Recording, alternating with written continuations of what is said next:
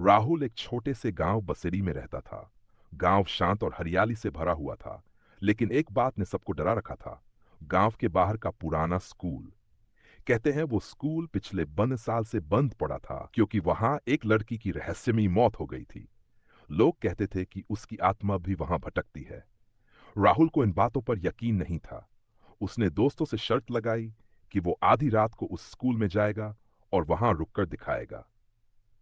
रात के 12 बजे राहुल टॉर्च लेकर स्कूल पहुंचा। टूटी हुई खिड़कियां, जंग लगे दरवाजे और दीवारों पर उभरे अजीब निशान, सब देखकर भी राहुल डरने को तैयार नहीं था। जैसे ही वो अंदर गया, हवा में एक ठंडक सी महसूस हुई। अचानक उसे लगा कि कोई उसकी परछाई के साथ चल रहा है। उसने मुड़कर देखा, कोई नहीं, पर जमीन पर दो परछाइयां थीं, एक उसकी, दूसरी किसी अदृश्य साया की। राहुल की सांसें तेज हो गई। तभी पीछे से किसी ने धीरे धीरे फुसफुसाया, तुम मेरी जगह क्यों आए हो? राहुल ने टॉर्च घुमाई पर वहां कोई नहीं था। तभी दरवाजा खुद ब खुद बंद हो गया। राहुल ने भागने की कोशिश की, लेकिन पैरों में जैसे जान ही नहीं रही। दीवार पर एक धुंधली आकृति उभरी। वो एक लड़की थी जिसके बाल बिखरे हुए थे, आंखें सूनी और चेहरा सफेद जैसे कोई लाश। लड़की ने कहा, अब तुम भी यहीं रहोगे, हमेशा के लिए। अगली सुबह गांव के लोग स्कूल पहुंचे। दरवाजा खुला था, पर अंदर सिर्फ राहुल की चप्पल और जमीन पर खून के धब्बे थे। राहुल कभी नहीं मिला, लेकिन शाम ढलते ही स्कूल की टूटी खिड़कियों से अब एक नई परछाई झांकती थी। राहुल की परछाई। राहुल के गायब होने के बाद बसेरी गांव में डर का माहौल फैल गया। कोई भी उस पुराने स्कूल के पास नहीं जाता था, लेकिन कुछ बातें छुपती नहीं। हर रात स्कूल से किसी के चलने की आवाजें आती, खिड़कियों में परछाइयां दिखती, और कभी कभी कोई धीमी सी फुसफुसाहट सुनाई देती, तुम भी यहीं आओ। राहुल का छोटा भाई अमित शहर में पढ़ता था। जब उसे इस घटना की खबर मिली, वो गांव लौट आया। लोगों ने उसे मना किया कि वो उस स्कूल के पास न जाए, लेकिन अमित ने ठान लिया कि वो अपने भाई की सच्चाई जानकर रहेगा। रात के 4 बजे अमित टॉर्च और अपने पिता की पुरानी ताबीज लेकर स्कूल पहुंचा। जैसे ही वो अंदर गया, उसे लगा कि दीवारें धीरे धीरे सिमट रही हैं, जैसे उसे निगलने वाली हों। कक्षा के अंदर पहुंचते ही जमीन पर खून के धब्बे अब भी ताजे लग रहे थे। दीवार पर वही लड़की की धुंधली परछाई उभरी, लेकिन इस बार उसके पास राहुल भी खड़ा था। पीला चेहरा, सूनी आंखें और होंठों पर हल्की मुस्कान। भाई बचाओ! राहुल की आवाज आई, लेकिन वो इंसान नहीं, सिर्फ एक साया बन चुका था। अमित ने डरते हुए ताबीज हवा में घुमाई। लड़की की परछाई चिल्लाई, ताबीज उसे यहां से निकाल नहीं सकता, उसकी आत्मा अब मेरी है। अमित समझ गया कि ये आसान नहीं। तभी उसकी नजर दीवार पर बने पुराने संस्कृत मंत्रों पर पड़ी। उसने हिम्मत जुटाकर वो मंत्र पढ़ने शुरू किए। धीरे धीरे लड़की की परछाई धुंधली पड़ने लगी। राहुल की परछाई भी कमजोर होने लगी। लेकिन तभी पूरा स्कूल जोर से हिलने लगा, जैसे जमीन फटने वाली हो।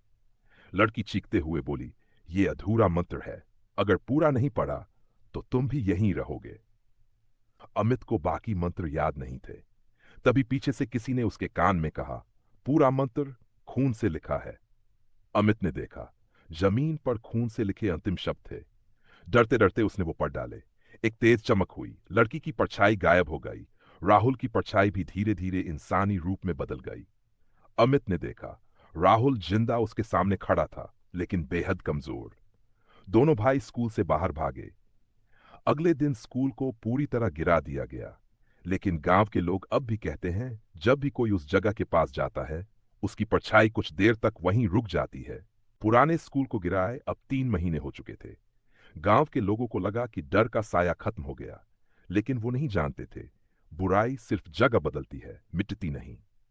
राहुल अब धीरे धीरे ठीक हो रहा था, लेकिन उसके साथ कुछ अजीब हो रहा था। उसके चेहरे पर थकावट, आंखों के नीचे गहरे काले घेरे, और सबसे डरावनी बात, कभी कभी उसकी परछाई खुद से हिलती थी, जबकि राहुल बिल्कुल खड़ा रहता।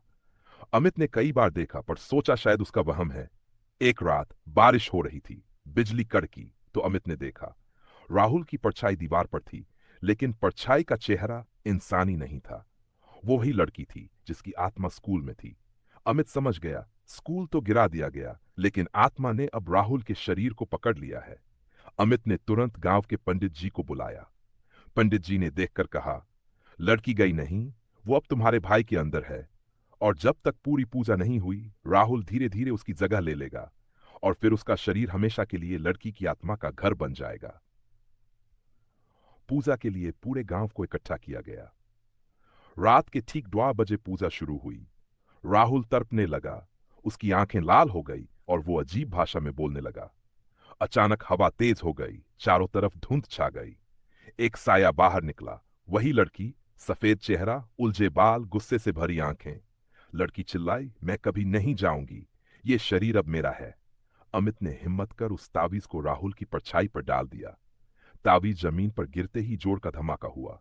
लड़की का साया चीखता हुआ हवा में गायब होने लगा।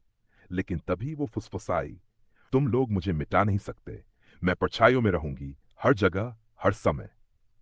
अंत में राहुल ठीक हो गया। पर गांव के लोग अब भी कहते हैं, जब कोई शीशे में देखता है या रात में परछाई देखता है, अगर उस परछाई का चेहरा थोड़ा अलग लगे तो समझ लेना वो अब भी यही है, परछाई में पीछे।